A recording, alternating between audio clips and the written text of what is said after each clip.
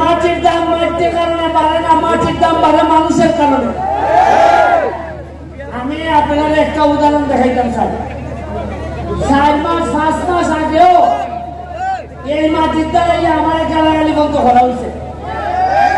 আমি একটা নির্বাচন করতে গিয়ে আমি শুনছি যে আমি বাস্টার, আমি জারদ। আমি শুনছি যে আমার জন্মের মধ্যে অভিশাপ আছে। আমি শুনছি আমার দেখতে পাকিস্তানের মতো লাগে। আমি শুনছি যে তোর মতো ব্যারিস্টার ভার তোলে বলে। এরপরে আমি শুনছি যে আমি ইউটিউবার, ফেসবুক করে। আমি আল্লাহ ভাই সাইয়ার ধৈর্য ধরছি।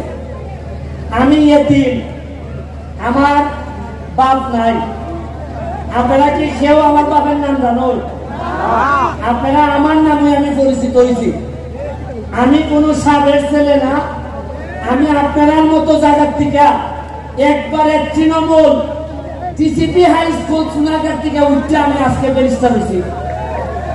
আমি গল্পটা কইতাছি তোমাদেরকে এই কারণে, আজকে আমার সামনে যারা আছো তোমরা, তোমাদেরকে বলতে চাই, জীবনে ভালো করতে গেলে, সফল হইতে গেলে সব সময় সাবের ছেলে হইতে হয় না, নিজের যোগ্যতায় হওয়া যায়।